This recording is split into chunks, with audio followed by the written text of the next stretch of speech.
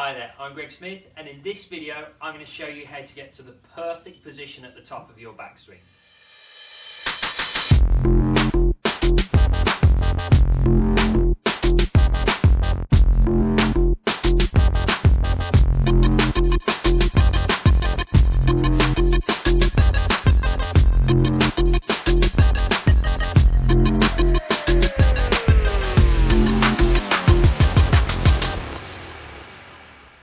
Okay, so if you haven't already watched my previous video on how to achieve your ideal half backswing position, I suggest you go away and watch that now so you can learn the initial position we're trying to get into. And then this video is going to make a lot more sense, the top of the backswing position that we're trying to achieve here. So if you have watched that video, then we're going to look at how we move from this first part of the backswing now. So we've got this ideal position where the club shaft's aligned with the right forearm and points midway between the ball and the feet. And we're going to look at how to get the lift in the golf swing now. And whenever we look at any of the longer hitters on tour now, and certainly the majority of the top touring pros, we see quite a vertical arm plane in the golf swing, so they create quite a bit of lift to the swing. So it starts off with rotation and a little bit of hinging and elevation with the forearms, but usually within that first part of the backswing the majority of the turn has been created, and it's a lot more vertical lift with the arms now, setting that club in position. And when you can do that, you're getting a great position at the top of the backswing that's going to allow you to drop the club in the ideal slot. So let's have a look at some of those positions. Okay, so if we follow on from what we did in the previous video, so we're looking at creating this very vertical hinging motion going back, and we actually use that drill where we hinge the club up, then create the rotation to see where the club is aligned.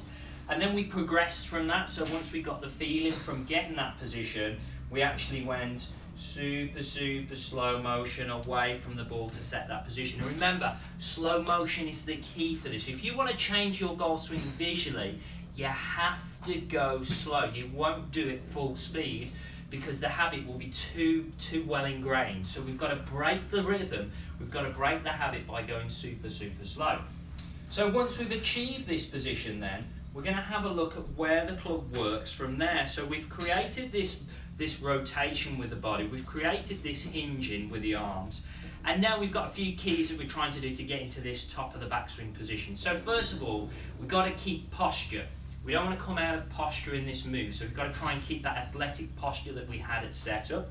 From here now, we're going to have a vertical lift with the arms. So a lot of the time we'll see a lot of amateur golfers, even if they get a nice steep position here, they'll start to pull the arms in behind, and that's where the club shaft will go across the line.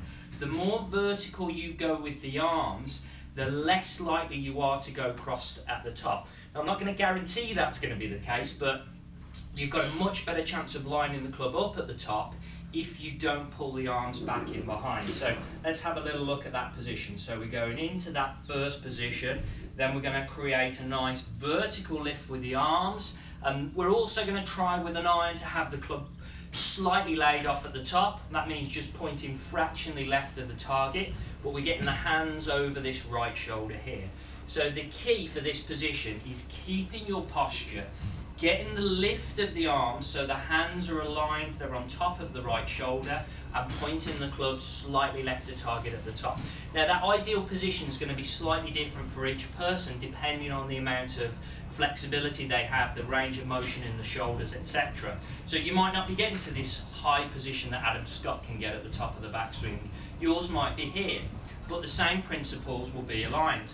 We're still going to have the right hand aligned with that right shoulder. We're still going to have the club shaft either parallel or slightly laid off at the top, but certainly not across the line. So it's going to vary from person to person, but if you can keep those principles and keep that nice posture as well, that's the other one, you're going to be able to get in a much better position at the top, and that's going to make it easier to get a better downswing line. So let's see how we get on with that.